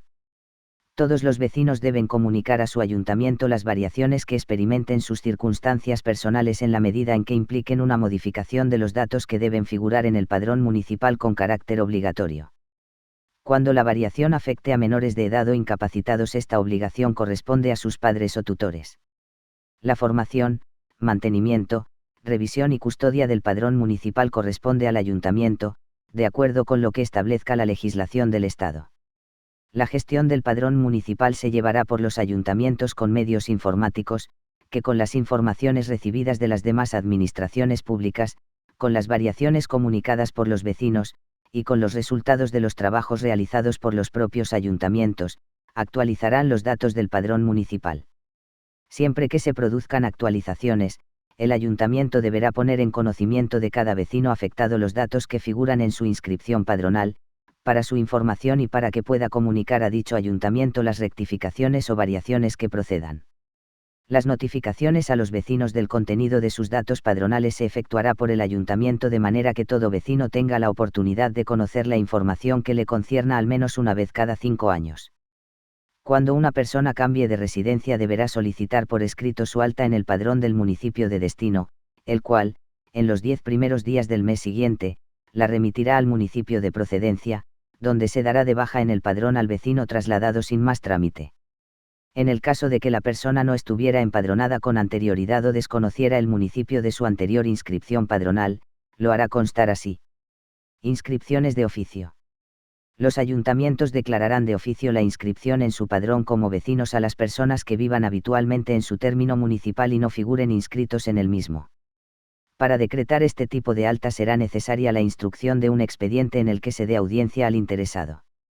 Si el interesado acepta expresamente el alta de oficio, su declaración escrita implicará la baja automática en el padrón en el que hubiera estado inscrito hasta entonces. En caso contrario, el alta de oficio solo podrá llevarse a cabo con el informe favorable del Consejo de Empadronamiento.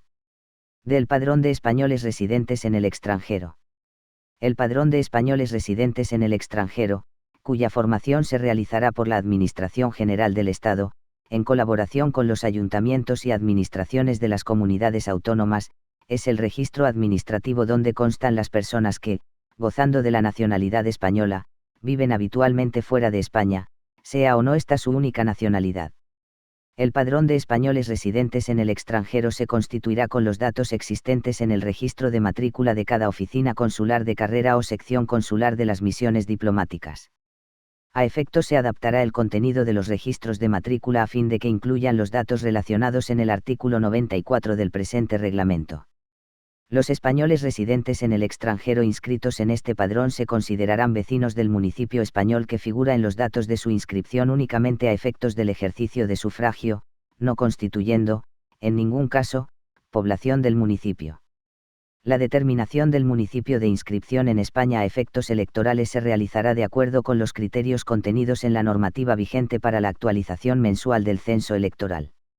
Los españoles residentes en el extranjero deberán comunicar a la oficina o sección consular correspondiente las modificaciones que experimenten sus circunstancias personales en la medida en que impliquen una variación en los datos que deben figurar en el padrón con carácter obligatorio. Cuando la variación afecte a menores de edad o incapacitados, esta obligación corresponde a sus representantes legales.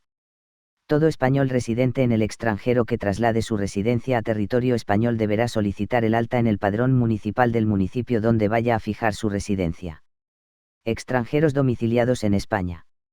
Los extranjeros domiciliados que sean mayores de edad tienen los derechos y deberes propios de los vecinos, salvo los de carácter político. No obstante, tendrán derecho de sufragio activo y pasivo en los términos que prevea la legislación electoral general aplicable a las elecciones locales. La inscripción de los extranjeros en el padrón municipal no constituirá prueba de su residencia legal en España ni les atribuirá ningún derecho que no les confiera la legislación vigente, especialmente en materia de derechos y libertades de los extranjeros en España. Tema 7. Tribunal Constitucional, Título 9. Reforma Constitucional, Título 10. El Defensor del Pueblo. El Tribunal Constitucional. La Constitución se sitúa en la cúspide del ordenamiento jurídico, ostentando el mayor rango en la jerarquía normativa, por lo que precisa un órgano que vele por el control de la constitucionalidad. Se compone de 12 miembros nombrados por el Rey, de ellos 4 a propuesta del Congreso por mayoría de 3/5 de sus miembros. 4 a propuesta del Senado, con idéntica mayoría. 2 a propuesta del Gobierno, y 2 a propuesta del Consejo General del Poder Judicial. Deberán ser nombrados entre magistrados y fiscales, profesores de universidad, funcionarios públicos y abogados, todos ellos juristas de reconocida competencia con más de 15 años de ejercicio profesional. Los miembros del Tribunal Constitucional serán designados por un periodo de 9 años y se renovarán por terceras partes cada 3. La condición de miembro del Tribunal Constitucional es incompatible, con todo mandato representativo, con los cargos políticos y administrativos, con el desempeño de funciones directivas en un partido político o en un sindica y con el empleo al servicio de los mismos, con el ejercicio de las carreras judicial y fiscal y con cualquier actividad profesional o mercantil.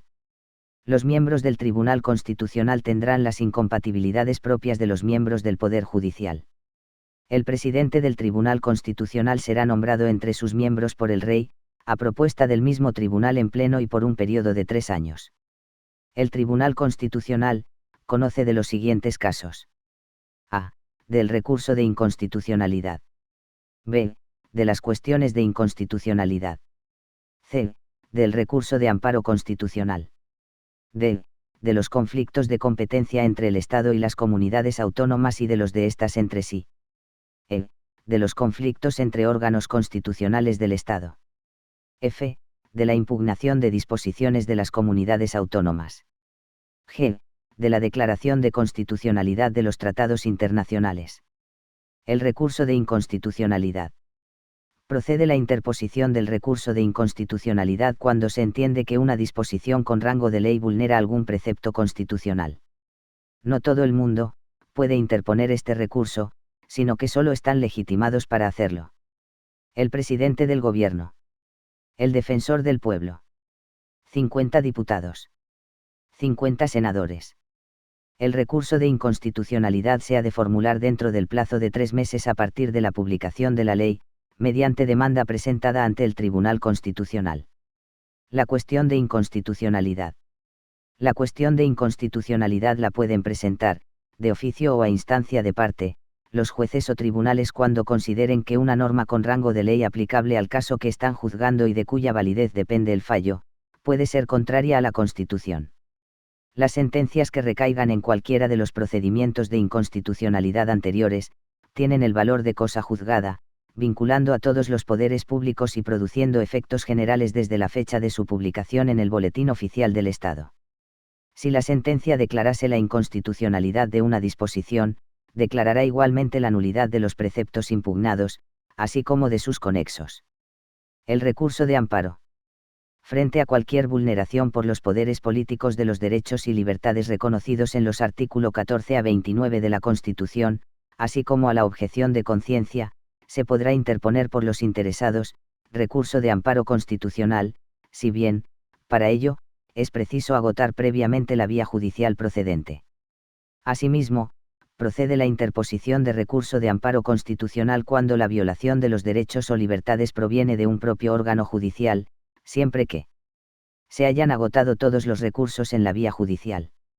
La violación del derecho no resulte imputable al órgano judicial. se haya invocado formalmente en el proceso el derecho constitucional vulnerado. La sentencia que se dicte en el recurso de amparo puede otorgar el amparo o denegarlo. En el primer caso, contendrá alguno de los pronunciamientos siguientes. A. Declaración de nulidad de la decisión. B. Reconocimiento del derecho o libertad pública. C. Reestablecimiento del recurrente en la integridad de su derecho o libertad. Los conflictos constitucionales. El Tribunal Constitucional entenderá los conflictos que se susciten sobre competencias entre el Estado y una o más comunidades autónomas. Dos o más comunidades autónomas entre sí. El Gobierno con el Congreso de los Diputados, el Senado o el Consejo General del Poder Judicial, o cualesquiera de estos órganos entre sí. Los conflictos pueden ser de dos tipos. 1. Positivos, cuando el Gobierno o una comunidad autónoma entiende que otra disposición o resolución de una comunidad autónoma no respeta el orden de competencia establecido en la Constitución. 2. Negativos, se pueden interponer por los interesados cuando, ante una solicitud concreta, tanto la Administración del Estado como la correspondiente comunidad autónoma se declaren incompetentes. La reforma constitucional. Puesto que la Constitución se sitúa en la cúspide del ordenamiento y ninguna disposición puede mediatizarla, el propio texto ha de contener las previsiones en orden a su reforma y eso es lo que hace nuestra Constitución en su título 10. La iniciativa de reforma constitucional corresponde al Gobierno, al Congreso y al Senado de acuerdo con la Constitución y los reglamentos de las cámaras. Los proyectos de reforma constitucional deberán ser aprobados por una mayoría de 3/5 de las cámaras. Si no hubiera acuerdo entre ambas, se intentará obtenerlo mediante la creación de una comisión de composición paritaria de diputados y senadores, que presentará un texto que será votado por el Congreso y el Senado. De no lograrse la aprobación mediante el procedimiento del apartado anterior, y siempre que el texto hubiere obtenido el voto favorable de la mayoría absoluta del Senado, el Congreso, por mayoría de 2/3, podrá aprobar la reforma. Aprobada la reforma por las Cortes Generales será sometida a referéndum para su ratificación cuando así lo soliciten, dentro de los 15 días siguientes a su aprobación, 1/10 parte de los miembros de cualquiera de las cámaras. Cuando así se propusiere la revisión total de la Constitución o una parcial que afecte al título preliminar, al capítulo 2, sección y del título y o al título 2, se procederá a la aprobación del principio por mayoría de 2/3 de cada cámara, y a la disolución inmediata de las Cortes. Las cámaras elegidas deberán ratificar la decisión y proceder al estudio del nuevo texto constitucional, que deberá ser aprobado por mayoría de 2/3 de ambas cámaras. Aprobada la reforma por las Cortes Generales será sometida a referéndum para su ratificación. No podrá iniciarse la reforma constitucional en tiempo de guerra o de vigencia de alguno de los estados de alarma, excepción y sitio. Hasta la fecha solo se han producido dos reformas del texto constitucional, una directa, al añadir el artículo 13.2 el término y pasivo, al derecho reconocido a los extranjeros del sufragio activo en las elecciones municipales, y otra, indirecta, al suprimir la posibilidad de que las leyes penales militares prevean la pena de muerte para tiempo de guerra, según el artículo 15. El Defensor del Pueblo. Es un órgano o institución incorporado por primera vez a la vida pública española por la Constitución de 1978. En el artículo 54 del título primero, de los derechos y deberes fundamentales, se dice: una ley orgánica regulará la institución del Defensor del Pueblo, como alto comisionado de las Cortes Generales, designado por estas para la defensa de los derechos comprendidos en este título, a cuyo efecto podrá supervisar la actividad de la Administración, dando cuenta a las Cortes Generales. El Defensor del Pueblo, que puede ser cualquier español mayor de edad que se encuentre en el pleno disfrute de sus derechos civiles y políticos, será elegido por las Cortes Generales, por mayoría de las 3/5 partes de los miembros del Congreso y ratificado por igual mayoría del Senado, y su mandato tendrá un periodo de 5 años. Goza de inviolabilidad y ejerce sus funciones con independencia, ya que es un comisionado del Parlamento y no del Gobierno, y por tanto es un delegado del Poder Legislativo, con poder para proponer propuestas, aunque sin capacidad de resolución. El defensor está legitimado para interponer los recursos de inconstitucionalidad y de amparo de acuerdo con lo dispuesto en la Constitución y en la Ley Orgánica del Tribunal Constitucional y proteger de este modo al ciudadano frente a las violaciones de sus derechos y libertades reconocidas en la Constitución. También le corresponde examinar las irregularidades administrativas, proponiendo las soluciones pertinentes.